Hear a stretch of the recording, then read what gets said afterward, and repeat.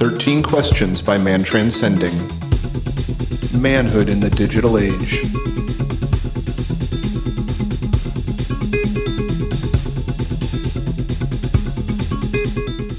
This week on 13 Questions, we're going to be chatting with C.S. Joseph, another friend of ours. I mean, he's personally helped me. He helped me with some reading, some books he recommended, and some stuff like that. That definitely helped out with my journey, and I definitely recommend his stuff. Great interview, great answers. Yeah, that was kind of at the beginning of your journey, right? Like or at the beginning of that point in your journey, where it kind of pushed you to gain that momentum that you needed to, I don't know, really move forward. It seems, yeah. Yeah, Chase definitely was one of the people that pushed you over the edge, which is probably why we're here.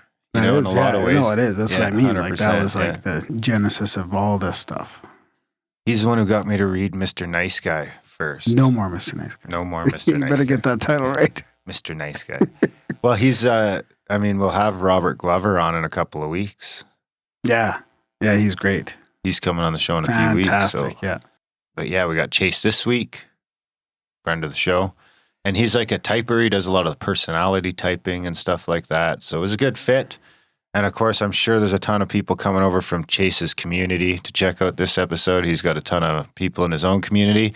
And you might find something of value over in our community too. I know a lot of the people that Chase deals with are sort of on the same path. I've actually had a couple of people from Chase's team reach out to me and ask when we were still a couple months away from launching this. This all got hung up. I mean, I think we did this interview with Chase in like September. And now it's finally going to come out in February. So, but we're finally here. And of course, if you head over to 13questionspodcast.com and sign up for $7 a month, you get access to a whack of stuff other than the 2 extensions. So we do 2 of these podcasts a week where we ask the 13 questions and everyone gets that for free. And if you sign up for a monthly, yearly, or lifetime subscription, then we're going to get you a secret custom part of the club, members only RSS feed to put in your podcast player. And you're going to get access to all of our premium content, which of course is 13 questions. And then we go to the bonus section where we ask another 5 or 6, 7 questions. And then we do a little wrap up where we just shoot the shit for, some of those wrap ups, I think they go anywhere from 10 minutes to 45 minutes in the wrap up section. So that's fun. You're also going to get access to all our affiliate stuff. So we're going to start, I think the plan is we'll work with a few different affiliates. For now, we've only got one starting up, but that's TJ Walker, and he comes with hundreds of hours and hundreds of dollars worth of free content. It will cost you more than the price of the yearly subscription to 13questionspodcast.com. It will cost you more than the yearly subscription to go sign up for these courses right now. So you get all the courses and all that over and above. Of course, you get access to our members-only Discords and forums, which will kind of give you a nice little community that's troll-free. We'll find that something as little as $7 a month will keep out 99.9% of all trolls. So that's a great thing. Then, of course, you sign up for the newsletter, and someone from our team will send you out some journaling prompts every week or so. And, you can do those or not. I know a lot of people sign up, and it's just for the premium podcast, and they don't really go much further. But it is worth heading over to the website and going into the Discord and all that stuff, because that's where the community is. And at the end of the day, that's what's the best part is the community that we're trying to build here. And eventually the open sourcing of this. I forgot to even mention that.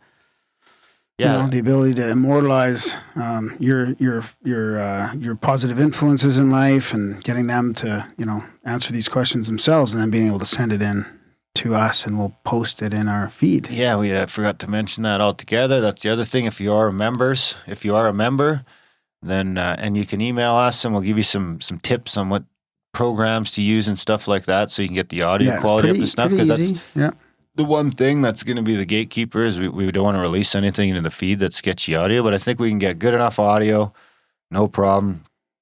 Yeah, you get to all of a sudden immortalize your role models. Send it in. Maybe your grandpa. Go record your grandpa, and all of a sudden your grandpa's episode is in the feed for the rest of the time. On the internet, forever. There you go. Members only. And we'd love to see a ton of our members take us up on that. I mean, if we get enough of that kind of stuff, maybe we release more content, right? If the members got involved enough with sending in interviews, and we go to a third show a week, that's a member show. Yeah. Of just because I don't think you'll find it bad. What we've noticed so far is that it doesn't matter if you're famous or semi-famous or not famous at all. The answers are fantastic any way you slice it. Yeah. So, we're going to be chatting with C.S. Joseph. He's probably the youngest person we've had on so far, but very insightful for his age. So CS's life's work has been to help people like you find solutions to social challenges and achieve personal growth. And he does this by providing most of his educational content for free via YouTube, podcasts, and his blog, as well as providing the individualized coaching that you need to accomplish your goals. And some of these challenges include the problems we face in regards to intimate relationships, business, parenting, the mature masculine, the mature feminine, and mass cultural ignorance. He's a Jungian analytical psychologist specializing in optimization of all human interaction and relationships. Absolutely. I haven't been watching all of his videos and stuff like that, but I can personally attest that Chase definitely helped me out in my journey. He gave me, just the right books to read at the right time that pushed me over the edge, that, saved my marriage in some ways, and in other ways started all of this up. So we'll see where this ends up. Anyway, I know where one thing's going to end up. You're going to end up thrilled after you listen to Chase's answers, because they're great.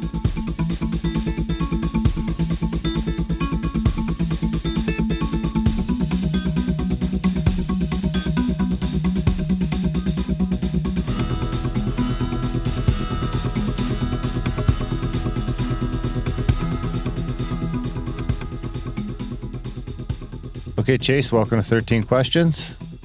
We'll be guest number 4. So, hey, thanks. Yeah, we sent you the questions, of course, I think 3 or 4 days ago. Give you a few days to ponder them over. So, yeah, we'll jump right into it. All right. Sounds good. So we'll just jump right into it. Question number 1. What was the best advice ever given to you? The best advice ever given to me, it came from one of my mentors. His name is R.D. Bryant, really fantastic fellow, very persuasive individual. And he took me under his wing because I was basically a loser and I was homeless at the time.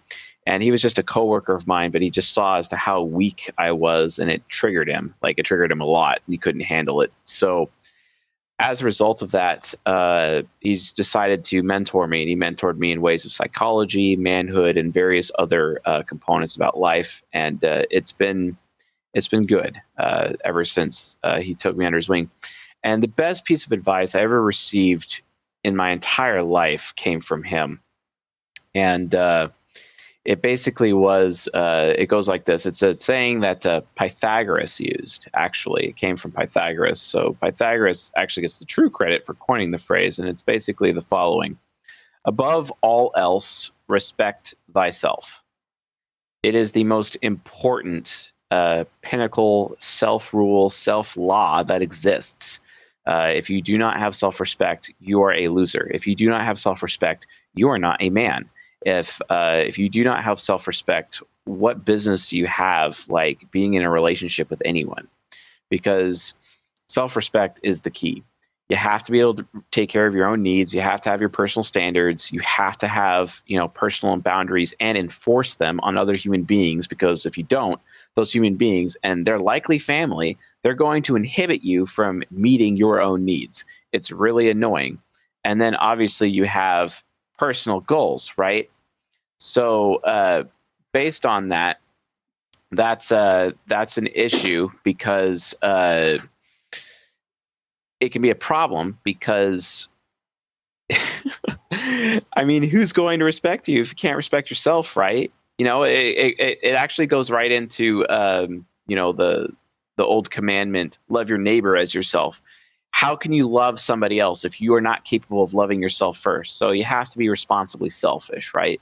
And the best way to explain responsibly selfish is having self-respect. Self-respect is the key. You can't even start seeking out knowledge, wisdom, or even putting any of those things into practice. You can actually seek them, but being able to put those things into practice and actually achieve real maturity, you can't do that until you've reached a level of self-respect where you will not allow a single human being ever inhibit your sense of self-respect. And that is, bar none, the standard for everyone, especially if you have a penis. Let's be honest. It's definitely my number one requirement for men that I coach on a regular basis. If you are lacking in self-respect, get out.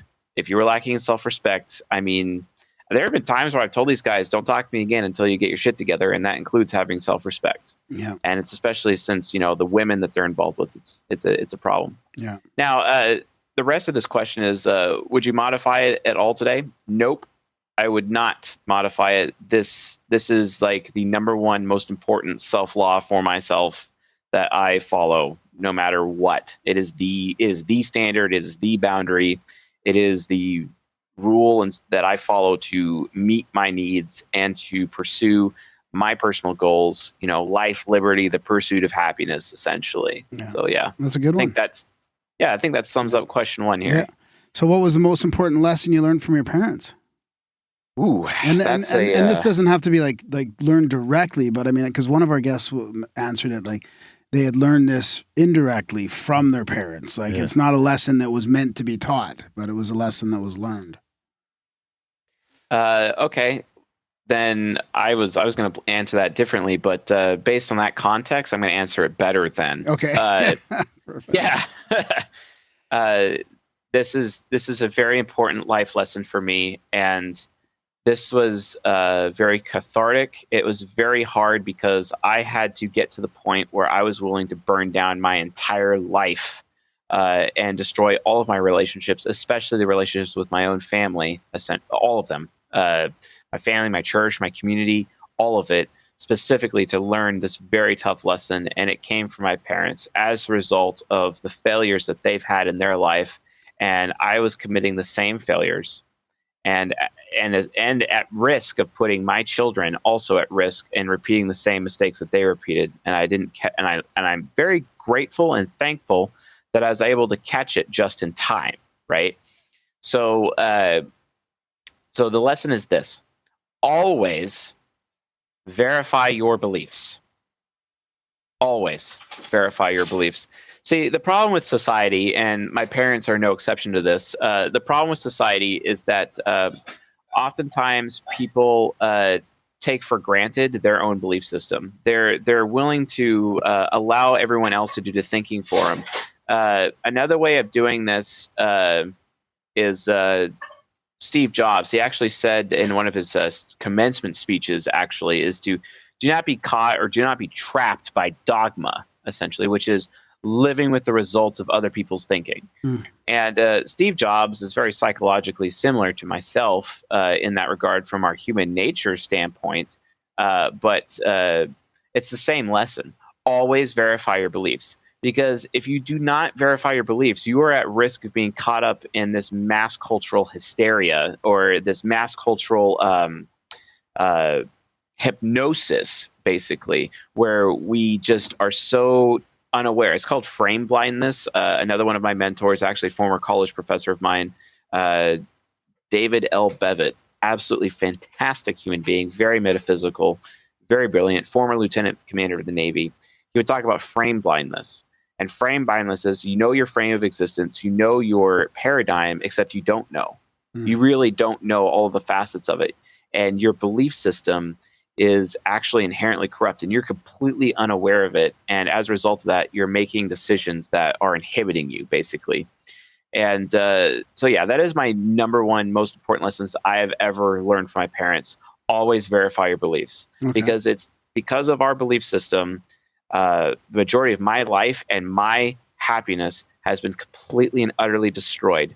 And that's because I was willing to follow, like the rest of the sheep, that guy talking from the pulpit every Sunday morning and taking what he would say as, or his interpretation of God's word, essentially, as how I should be living my life. Yeah. When I should have actually verified and realized that he's just a man, and that's a perspective, and that's not actually like gospel truth, essentially. And I have to really come to the conclusion as to what I know is gospel truth, or at least ask somebody else to verify for me. Yeah. So that's how I would answer that question. All right.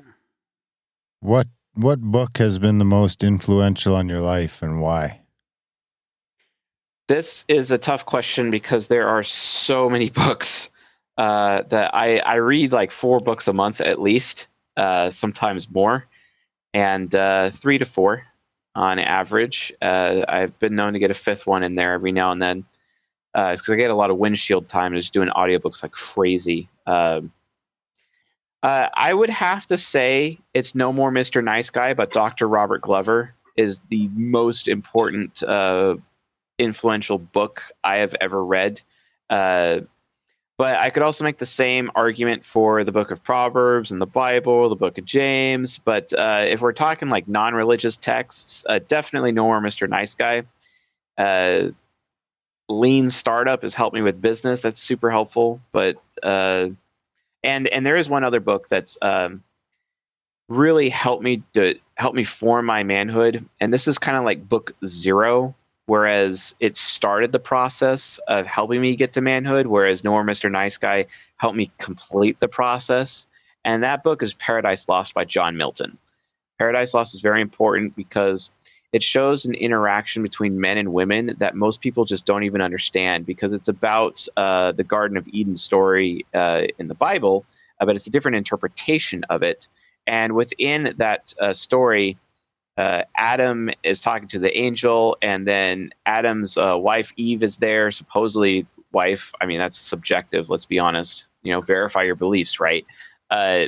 But she's there, and they're in their dwelling, and then Adam starts having scientific conversation with the angel, and then it bores Eve to death, so she just leaves and goes out into the garden. And then as soon as she leaves, Adam looks at the angel, is like, dude, isn't she so smoking hot? I am so tapping that ass. And then the angel is like repulsed. And he's like, wow, dude, you do realize the cows do it, right? The cows just outside. I mean, sex is that great, huh? I mean, if you keep carrying on like that, Eve, she'll never respect you. And Adam freaked out at that. He was like literally afraid. So he kept on asking the angel, how do I fix that? How do I fix that? I don't ever want her to lose respect for me. And then he looked at Adam square in the eye and said, esteem yourself and never cease, and she will always respect you. I took that very seriously, and that's how I developed, I think it's season 4 of my YouTube channel, how intimate relationships actually work, because I started to understand how esteeming oneself is the path to gaining respect and self-respect for yourself. It's the fuel that a man uses to create self-respect. And that helps them complete, or at least start, their journey towards manhood. Yeah. And then No More Mr. Nice Guy provided all the other tools to kind of complete it. So that's how I would answer that question. Cool. So do you have any daily rituals or habits? And if so, would you recommend those for others? Daily rituals and habits, I would, basically it would be Bruce Lee's exercise stretching regimen that he does every morning when he wakes up. I would recommend that for others as well. I also lift every other day. I also plan all of my food every single day to the gram, to the milliliter. Every day I plan all of my food, everything that I'm going to eat. And it follows a system every single day. And I do this ritually every day because I have to have absolute personal mastery over my health, because I realize that there is nothing more important to my own self-respect, my own being, than my own health, because I could die tomorrow and it could be my fault. I don't want it to be my fault. You know what I mean? I do not want it to be my fault that I die tomorrow, basically. And as much as people are concerned about money, time is the most precious thing. And also being able to spend that time in a quality manner is important on health. So that would be my daily rituals for sure. That's how I would answer that. Can you expand on the Bruce Lee stretching a little bit? Basically, it's to align your chi or your ki inside yourself. And he gives some basic stretches that takes 5 minutes. And he recommends that you do this every morning. And they actually did some studies on it, on that particular regimen, and how it can actually lead to a huge reduction in stress and overall health in general. So it actually has some real applications to it. I don't specifically remember the process because, I mean, you're just holding up your legs a certain way, you're putting your arms a certain way, you're stretching out, on your side or on your back. There's a lot of different methodologies to it. But to find out specifically like the best place to find the regimen itself is a book called The Warrior Within, written by John Little, and it's in the appendices of that book. So I would recommend picking that up and checking that out. Right on. Perfect. If I were to ask your best friend, what is the one thing they would say you need to work on most and why? Yeah, I know that. He would say that I'm too merciful to people. He would say that I give people too many second chances. Wow. And to the point where I'm at risk of being taken advantage of at certain times. And he's right. He's actually right. There have been a few times, especially over the last 3 weeks, where I've had mercy on someone and it's bitten me in the ass pretty hard because I had mercy on them and I knew I shouldn't have. So sometimes it could be a little easy to pull my heartstrings a little bit and kind of guilt me into things. And that's exactly what he would say. He would definitely call me out on that. Wow, I wouldn't have thought that at all. Yeah, some people would say, "Oh, Chase, you're really harsh." And yeah, okay. But to be honest, he appreciates the harshness. His biggest thing is that I'm just too merciful, to the point where someone could actually potentially see me as a pushover in some cases. It's like, wow, you're just letting this person walk all over you. When reality, it's more, from my point of view, it's like, well, they haven't exactly exhibited a pattern of behavior yet, which is like 3 problems, and then I'll get rid of that person out of my life. But he says, like, well, 3 might be a little too much. I mean, the first one, you might want to consider it pretty hard. And second time, absolutely, you should move on. But 3, are you kidding me? Yeah. So it's kind of a debate that him and I have. But to be honest, based on practical application, he's right. Cool. What are you most curious about? I am most curious about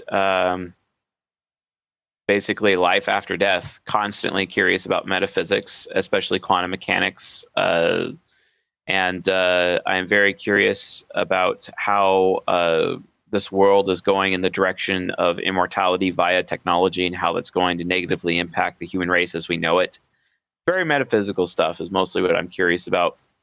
But I am very curious about mankind's interpretation about life after death and how everyone's interpretations coincide together and how there's actually a pattern to that. A lot of stuff could be thrown out, but a lot of stuff is actually pretty uniform and doesn't have any conflict and actually follows a pattern and harmony to it based on all these extra arguments that I see. So I think it's necessary to at least verify all of them. This goes back to always verify your beliefs or verify anyone's beliefs, basically.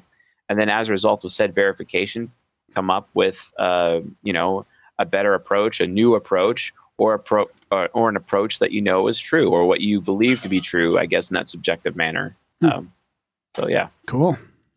Can you give us an example of one of the more embarrassing experiences in your life? The most embarrassing experience of my life. The most embarrassing experience of my life. I have never shared this story with anyone in public, but I'll do it because I'm being real here. Well, I don't know if that's actually really appropriate or a good idea. No, I mean it's all right. I'll talk about it. So, not very many people know, but like when I was a child, there was some problems with certain people that I knew, and it ended up in some form of molestation, right? With me as the victim, right? Well, that's bad enough, right? What was embarrassing was that this person would actually tell other people about it and brag about it and destroy my reputation in the process. Wow. When I was a child. That was definitely the most embarrassing experience I've ever had in my life. and it was so embarrassing that I buried that memory so deep and just suffered through all of that embarrassment for so many years that I didn't actually remember. I didn't even remember that that was a thing until between Thanksgiving and Christmas of last year, Wow. basically. And that happened to me when I was maybe 7 or 8 years old. Yeah. So, How did you recall it?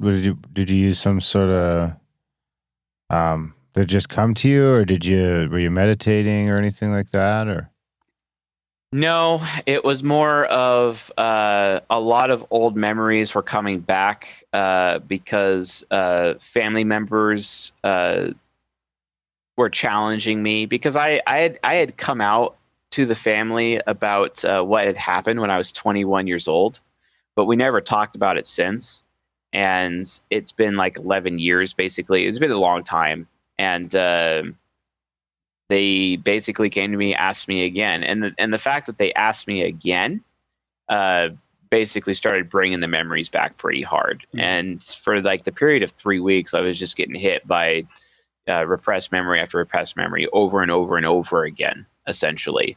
And it was pretty hard. It was a really rough 3 weeks, but I got through it, and I realized it's more valuable to share my pain and explain these things to other people, because a lot of people are just they lack the courage to talk about it. And quite frankly, it's my duty to talk about it so that other people can have healing. Yeah, that's good. Well said. So what is your greatest fear, and how do you overcome that? My greatest fear is contracting ALS or some kind of debilitating disease that impacts my body or my actual physical person, for sure. I have other insanely greatest fears, but that's probably like my absolute greatest fear. And I think I've had that fear of as being a small child, even then, I would have closet panic attacks as a little boy, and I wouldn't even tell my parents about them because I was so ashamed about being so afraid and whatnot for a while. But yeah, I take health super mega seriously, and the kind of person like me, I mean, you could compare me from like my nature with someone known as Howard Hughes. And if you watch Leonardo DiCaprio's portrayal of Howard Hughes in the movie called The Aviator, just how crazy he was about health and personal health and cleanliness and whatnot, I have similar behaviors. And that's because of that fear, that fear and worry that I maintain over my own future and how my health is going to be tomorrow versus my health that I have now, essentially. That's why I just dropped a bunch of money on going to the chiropractor recently, because my back was just starting to go downhill, and I came in. He's like, wow, you came in ahead of time. You came in at the perfect time to get it fixed. We could get this reversed. You're good to go. It's as if I had like a lot of foresight. No, it's just I'm scared. That's why. What would you say is your biggest regret? Oh, I have a lot of regret. I have so much regret. It's insane. I have tons. To the point where like they'll just come at me out of nowhere, and like I'll even like shriek or shake because the feeling of regret is so big. I have a lot of them. Like for example, I'll lead up to the biggest one, but for example, there was this girl who asked me out to homecoming one time in high school, and I told her no because I was being all holier than thou with my belief system at the time. And I was like, you're not a virgin. I'm not interested. Get away from me, basically. And not only did that hurt her big time in that exchange, but it actually, I saw and I watched her after that, it actually caused her to make some really bad decisions. And bad decisions that would affect her forever, basically. Wow. And it's my fault. Had I verified my belief system and was not as stupid as I was in those days, and I wouldn't have done that, she would have had a better life. And you know what? I'm very thankful that I had the opportunity to go to her and her sister and apologize a few years later. I had the opportunity to talk to her one time, face to face, and I said, look, I did this to you. I was wrong. I'm sorry. I am so sorry. And she forgave me, and I was very thankful for that. But the absolute greatest regret of my life, well, that's rough. I was 18, and I found a girl that I enjoyed, that I liked. I didn't really enjoy her or like her at first. She kind of like grew on me. That's kind of how it is with women and me. I just don't just go for one. They got to grow on me first, and it's with all women that I'm this way. And this one girl that I went to high school with, her name was Molly, and she grew on me. Actually, it took me like 6 months basically to get interested in her, and then I was interested in her, and then I asked her out to the prom. It's actually the first time I actually asked out any girl to do anything. Well, officially, that is. Unofficially, that's a different story. But she accepted. We went to prom. It was fantastic. Some of the best memories of my life. We even saw Star Wars Episode 3 together. Actually, Star Wars Episode 3, when it came out in theaters, that was our last date that we ever had. And then she randomly, after everything was going so well, and I had nice guy syndrome. I regret having nice guy syndrome a little bit during that time, but I didn't know what I was doing. I was a stupid 18-year-old. I had no clue. But the issue with her is that she came up to me and she broke up with me. She straight up broke up with me. And I had no idea why. I didn't understand. It made no sense to me. I was heartbroken. I couldn't like emotionally get over it for like 3 or 4 days. Like I was just like physically impacted by it. I couldn't even process it at all. It was my first heartbreak, essentially. I regret not going after her. I regret calling her out on that and calling it bullshit. I regret it. She said something to me, and I'll never forget it during our breakup. You know, you have a future. You have, you're going places. You're going to college. You're going to university. I can't get in the way of that. So I'm going to let you go. So I'm breaking up with you. I couldn't handle it. Wow. But here's the kicker. I regret still going to college. Why? Because I found out after I went to college, she shortly died of brain cancer thereafter. Wow. Pretty rough. So I'll never forget that. I still have 1 or 2 pictures of her left. I have this box of totems, things that remind you of who you are, remind you that you're not a piece of shit. You know what I mean? And I collect them.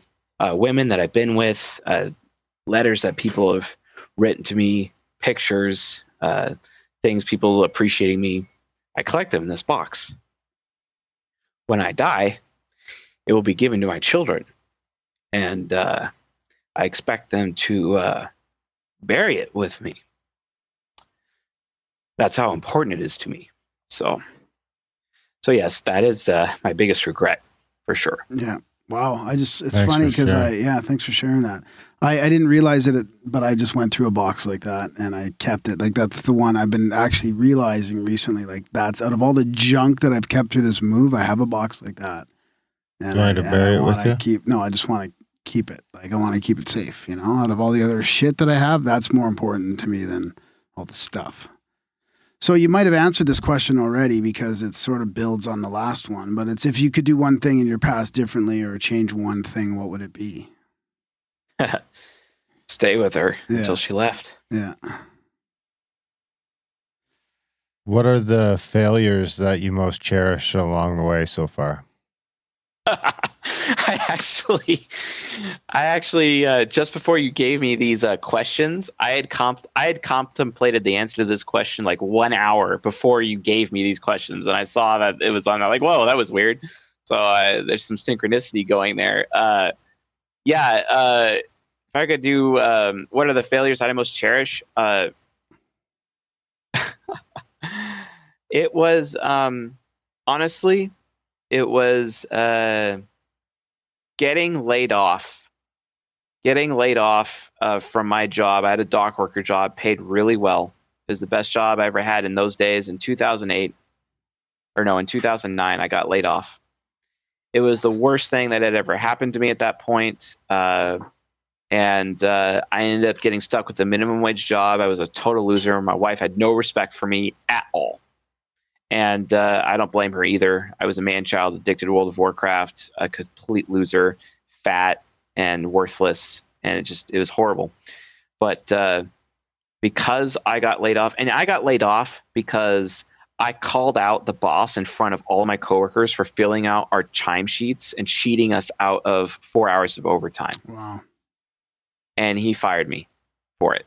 Yeah. He didn't have the guts to fire me in front of everybody though, but he did it like silently and whatnot. Like, whatever, dude. Yeah. But he fired me. It was an injustice. I ended up working for a grocery outlet in Bellingham, Washington, minimum wage, not even 40 hours a week, a total loser. And at that job, I met one of my coworkers there at the job, and she's like, you got some pretty good history. You got a degree. You have a bachelor's degree. You know tech. I know a guy that needs an office manager who knows tech. Like, really? So she introduced me to that guy. Actually, she just gave me an address. I put on a suit, tie, everything. All I had. It was old. It was actually my dad's. And I went to Safeway, bought some donuts, and made a cheap little PowerPoint presentation on why they should hire me, and went to the guy's office. He wasn't even there. And I sat, and the door was unlocked, and I just sat in his office waiting for him to show up. An hour later, he showed up. I gave my presentation. He hired me on the spot. This led to a chain of events, including homelessness, including 2 years of homelessness. But it led to a chain of events where I am who I am now.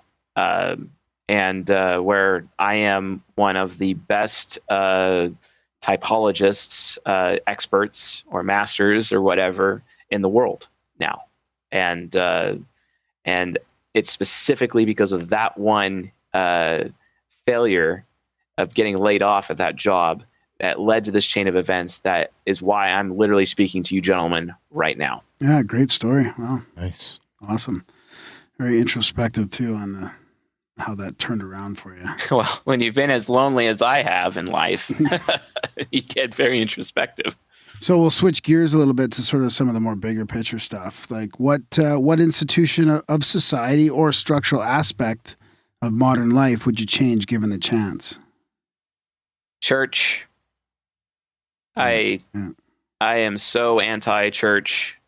Church in its current form is wrong. If I would have anything to do with the church, it'd be like the first century church, where people go to people's houses and hang out and eat food, watch the game, and just be there for each other, like a real brotherhood. You know what I mean? Yeah. Instead of, having a liturgy. I mean, it comes from this book called Pagan Christianity, where it's calling out the church in its current state. Catholicism, Protestantism, Mormonism, it doesn't matter. Even Islam in various cases, it's all just it's all based on this pagan system, and I'll have nothing to do with it. So in my opinion, the institution of church in its current form needs to be absolutely abolished and either changed, reformed, rebuilt, or abandoned completely in favor of something else. Because in its current state, I think it's caused more damage to the world as we know it than anyone could really realize. I maintain that it is an abomination. Absolutely. There's a very interesting array of answers to that question.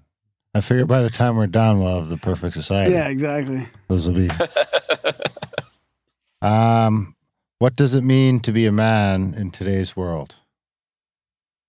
Yes, what it means to be a man in today's world. So that is basically doing two different systems. One to become a man, or one to become a man. It's like your rite of passage. And then one to become an actualized or integrated or mature man. So the first system is the 4 pillars of self-intimacy. You have to take responsibility for meeting your own needs, which is faith, family, fitness, finance, and friends.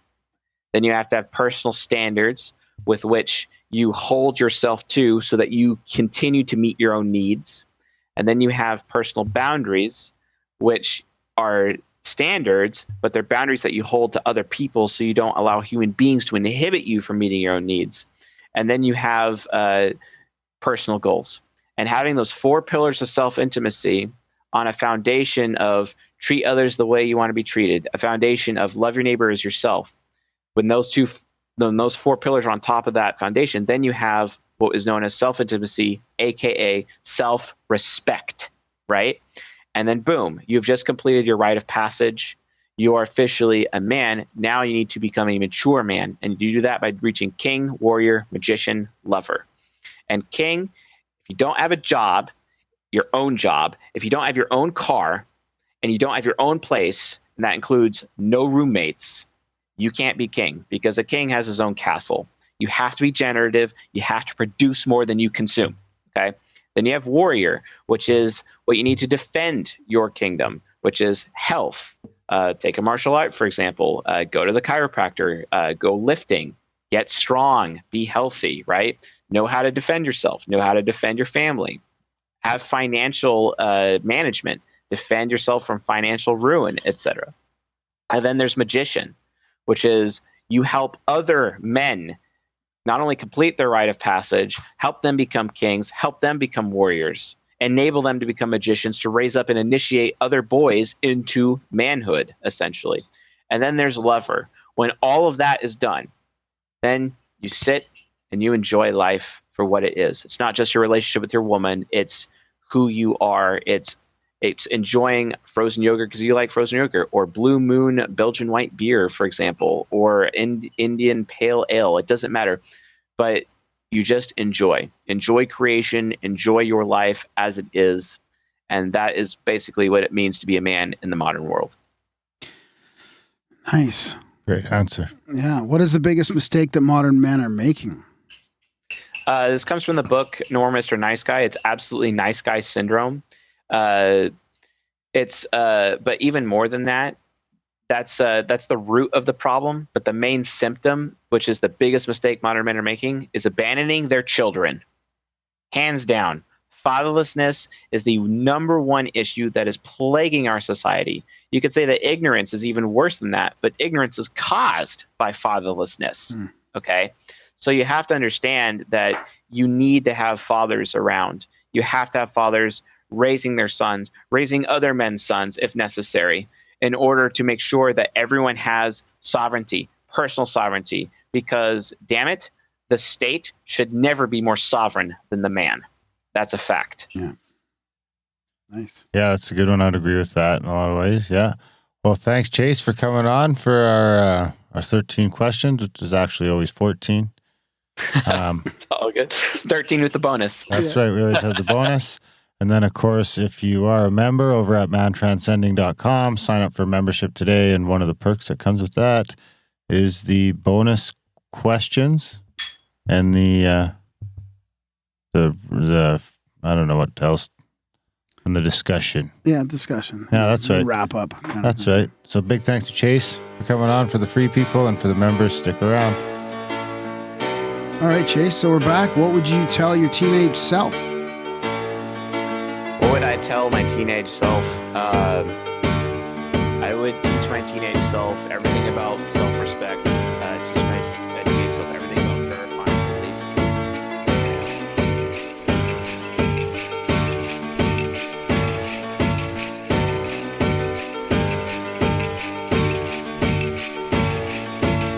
I don't want no Hawaii. I don't want no Hawaii. Yo, what? I don't want no Hawaii. I don't want no Hawaii. Yo, what? I don't want no Hawaii. I don't want no Hawaii. Yo, what? I don't want no Hawaii. I don't want no Hawaii. Yo, what? I don't want no Hawaii. I don't want no Hawaii. Yo, what? I don't want no Hawaii.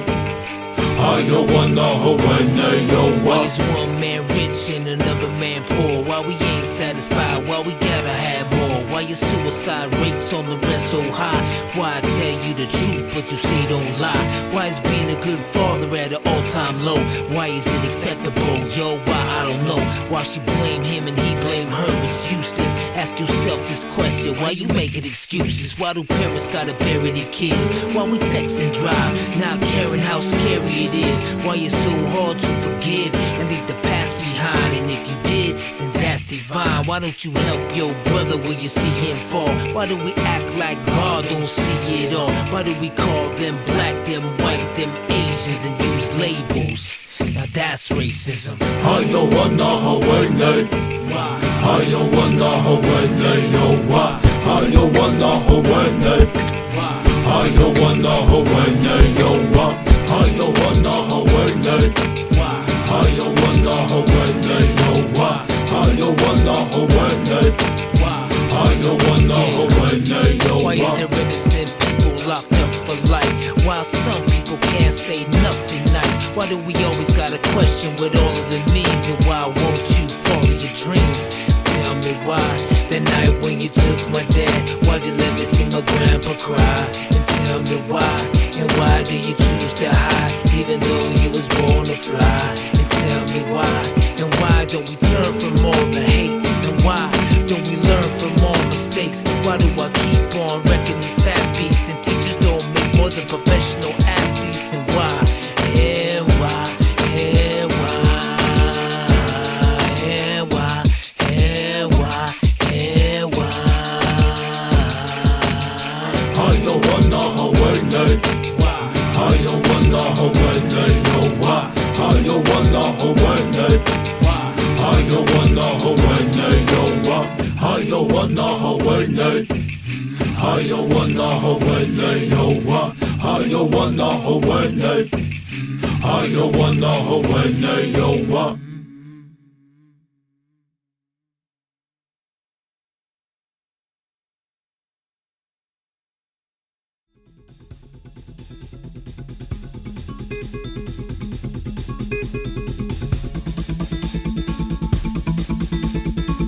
This should be considered entertainment and not therapy. We hope you benefit from our resources available at 13questionspodcast.com. Thank you for listening.